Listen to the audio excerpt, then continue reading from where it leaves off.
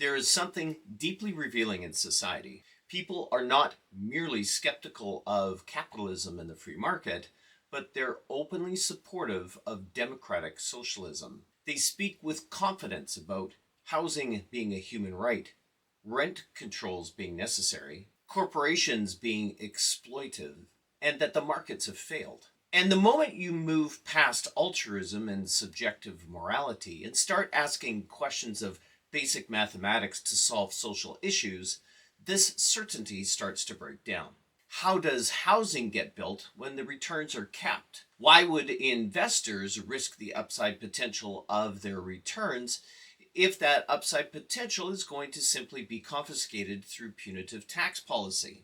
How do wages rise when productivity, investment, and capital are punished? And how do you redistribute wealth that was never created in the first place? The problem is not that people care about fairness. I think anybody with a shred of humanity understands what compassion is all about. The problem is too many people in society are handed a moral vocabulary without economic education. They have been taught to denounce imbalanced outcomes with moral language, but they've never been taught what the cause is or how to explain it. They know how to demand the results that they want, but they don't know how those results happen in the real world. And once you detach that morality from reality, you do not get justice. You get loudly proclaimed slogans and envy dressed up as ethics. You get politics and politicians who think that they can replace the fundamentals of economics. Now, in order to cure this misguided worldview, we need to expose a bit of truth.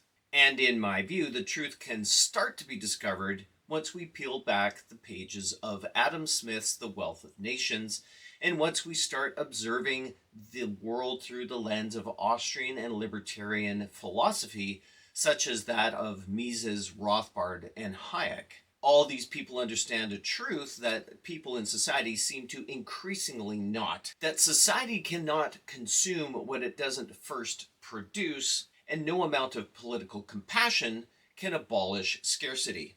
Many people in society are calling out for the failures of capitalism, but have never really looked at the failures of socialism and communism. And while they point their fingers at who they think is the culprit of their financial problems, namely entrepreneurs and capitalists, they miss the point that cronyism and monopolies can only exist with a leviathan of the state apparatus. Let's put this plainly. Politicians love to blame the free markets for the problems they themselves have created. And every politician gets elected based on their cure, their plan to solve the problem. And there's a certain prestige when a politician starts naming what their plan is and outlining what their plan is to solve the world's issues. And the problem is when a politician starts talking about a plan, the plan itself becomes the solution, and people start drowning out the details and the flaws in the plan because there is a plan. And on the flip side, politicians that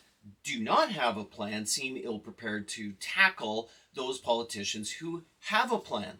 And I'm going to say something a little blunt here. Having a plan appeals to those people who are uneducated, who are freely willing to give up their own personal plans and appoint an agency to a third party to give them the cookies and the candies made in somebody else's kitchen. A government with a plan must override an individual with a plan. And this is all justified under the premise of squashing self-interest. But as Milton Friedman rightly suggested, show me an individual who does not have self-interest. People in government have just as much self-interest as the person sitting at home watching this video, and they are just as corruptible as the other man. Quite frankly, having a plan by government to override your plan is a socialist ruse. The more power and control a government has, the more power and control it wants. And unfortunately, everybody seems to be debating between whose plan is superior, rather than questioning, and no one is,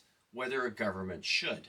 One of the great tragedies of the modern system, the political and media system, is that it keeps endlessly going on about who deserves what, rather than focusing on what makes wealth and wealthy countries in the first place. Adam Smith, for example, did not write The Wealth of Nations as a hymn to greed. He wrote it as an explanation about how prosperity emerges through cooperation, voluntary exchange, and savings. Simply put, wealth is not just some pile of money waiting to be distributed by the morality of somebody sitting in a chair in the government. Wealth is the ongoing result of production, from people producing what people want at a price that they're willing to pay, and people who are willing to exchange their hard-earned money for the things that they want at the prices they want to pay. A society becomes richer when people are more free through laissez-faire government policy, to be honest.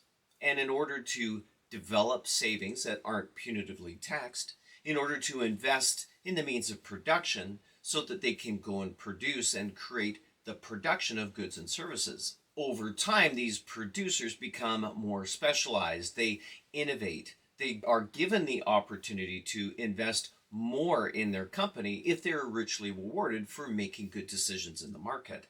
And that's the basic premise of the Austrian theory of the division of labor. It means that prosperity doesn't begin with redistribution. It begins with work, entrepreneurship, risk, delayed gratification, and the discipline to see something through. It also means that the political framework of a country needs to have policies that protect rather than confiscate private property. And that is the first big blind spot of the socialist imagination. People are taught to see the society and the economy as a moral pie. Some people have too much while other people have too little. Therefore, justice means that the government is in charge of the knife and cuts the pie based on their utopian version or vision. But that's not how an economy works. The pie is not a fixed thing. It needs to be baked, and when people consume it, it needs to be baked again. But when you're punishing the baker, regulate the ovens, tax the profits, that's not compassion. That's economic stupidity. You're literally shooting yourselves in the foot. And this is where rhetoric comes in. People say things like housing is a human right because they want to sound humane and signal concern. But sputtering out moral language is not a substitute for economic reasoning. You could declare housing a human right, but it doesn't pour concrete or frame a building. It doesn't get an electrician to wire a house or finance the investment. It doesn't create more land where zoning is prohibited or density is restricted. Reality does not care about how righteous your vocabulary sounds. Altruistic intentions do not override trade-offs, and compassion doesn't override arithmetic.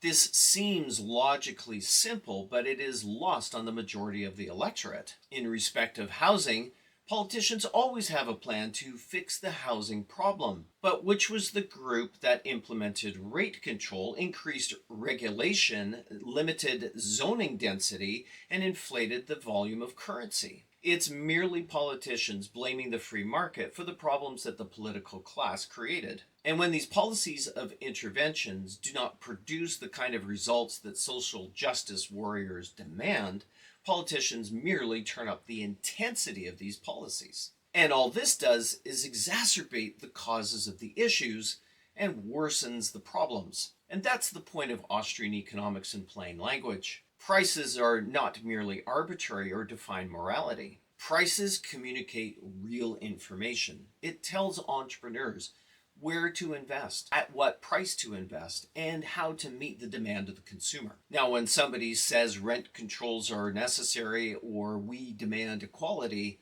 what they're really saying is that our political person that we support is the person that supports that, and our political opponent is the one who doesn't. Austrian economists get blamed for this all the time, that they must be opposed to equality, that they must be opposed to reasonable housing prices. But that couldn't be further from the truth.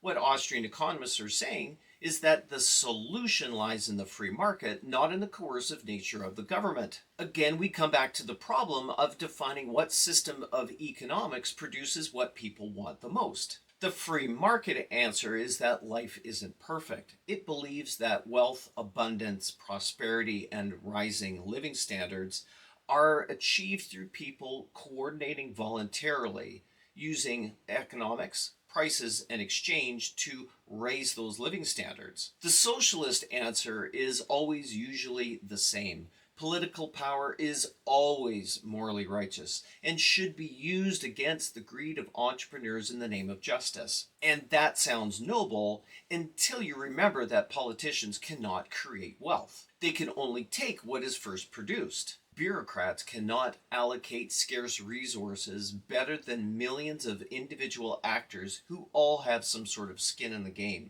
Central planners do not possess the wealth and breadth and depth of knowledge that a decentralized price system does. And voters seem very adept at voting in politicians that are promising all these benefits through the political apparatus. And this is how you create a society addicted to entitlement and more hostile to those who produce. Over time, more and more people see the government not being a referee per se, but rather as a dispenser of benefits. Voters are looking upward for relief rather than beside themselves for somebody to exchange with or inward for responsibility. Politics becomes the bidding war for other people's productivity rather than market fighting within itself to produce the better quality product at the price that people are willing to pay. The state has no resources of its own. It can only borrow, tax, or inflate. That means every promise of benefits is taken from somebody else. And that could be today's productive generation or the generations coming up behind us. So when government says they're solving a problem, what they're really doing is they're either deferring the cost or hiding the cost in a way that people can't see it. Or worse, they're footing the bill onto our grandchildren. And of course, this is not wealth creation, it's depletion. It is robbery. So now let's address a problem that makes a lot of people uncomfortable. When you criticize socialism, people's usual response is, well, I'm not talking about Stalin. I'm talking about democratic socialism. They seem to think there's a difference between a student with romantic egalitarian instincts and a totalitarian regime with a secret police kidnapping and murdering people at night. But when you look back in history, Stalin was one of those romantic egalitarian students. The underlying political philosophy of socialism, whether it is achieved through democratic means, through time and elections, and this soft march towards socialism, or whether it's achieved through revolution by overthrowing the bourgeoisie, eventually leads you to the same conclusion. The socialist tradition is not just associated with policy failure. In its raw form, it's associated with censorship, cancellation, repression, expropriation, forced labor, and mass death. Works like the Black Book of Communism exist for a reason. They document that when the state claims control over the economic life of a country in the name of equality or social justice, that coercion is not just an accident in the margins. Coercion is structurally necessary to put the plan in place and keep it in place. And why is that? Well, it's because the reality of human nature resists coercion and command. So therefore, if farmers will not sell you food at a price that you want, you have to compel them to sell it at the price that you want. If landlords are unwilling to rent out their investments at a loss, then you have to put in rent controls. If entrepreneurs stop investing in the market, then the political class has to start taxing and subsidizing the lost investments that are going on in the economy. And when shortages emerge,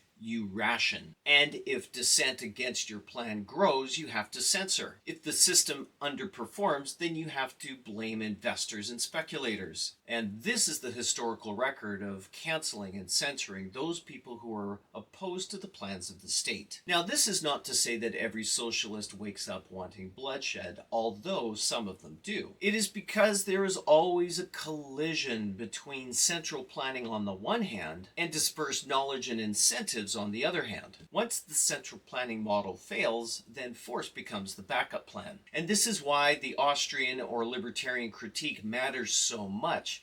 It's not enough to say that socialism is inefficient. It's to say that socialism carries an undercurrent of coerciveness or force behind it. The more a system tries to override or suppress human action, the more it must rely on compulsion and force. Democratic socialism usually starts out softly with warm language, but then hard socialism has to eventually emerge when that warm language fails. Now, Austrian economist F.A. Hayek made one of the most devastating points against central planning. No central planning authority has the knowledge to allocate scarce resources across a complex society. Market knowledge is dispersed. It lives in entrepreneurial judgments and changing circumstances. It also lives in relative scarcities, tacit expertise, expertise, and prices that move along, and by the time the planner creates the plan, the bouncing ball has already moved on. And yet modern culture constantly flatters people into believing that if only politicians had more power, the social order could be morally redesigned and corrected from the top down. This is intellectual vanity masquerading as compassion. It assumes that experts and bureaucrats can either know enough or adapt fast enough. It also assumes that motives remain pure under power, and that political actors are wiser than market actors. It also assumes that coercion can remain limited, and consequences can be managed under all circumstances. Just look at the NDP platform under the new leader, Avi Lewis.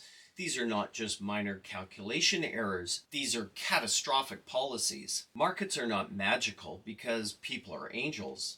In fact, markets are magical is because people are not angels. And what market actors are able to do is channel their self-interest into cooperation. Profits and its corollary losses create better judgment and discipline, while simultaneously punishing excess and waste. Prices transmit knowledge to millions of people in order to coordinate their production and their coordination of consumption. And this action of production first and consumption later coordinates the actions of millions of individual peoples without having to come to a consensus on religion or politics or philosophy. And this is one of the greatest achievements of our human society. So how are voters tricked into socialism in the first place? Because they're forming their opinions in an environment where production is mostly invisible and consumption is taken for granted. They use products they did not produce and live in systems they do not understand. They've inherited prosperity and mistake it for human nature, whereas poverty is the default programming for humans. They see the outcomes of capital structures, but they don't know how to form capital structures. And they encounter inequality before they understand scarcity or how to create value. They hear endlessly about the idea and denunciation of greed in the marketplace, but do not understand that greed is a universal trait. And because they've grown up in a highly politicized culture and they see every social friction through the lens of power rather than through the lens of voluntary cooperation. So when rents rise or wages do not, they assume exploitation. And when success appears unequal, they assume injustice. And when governments intervene and make matters worse,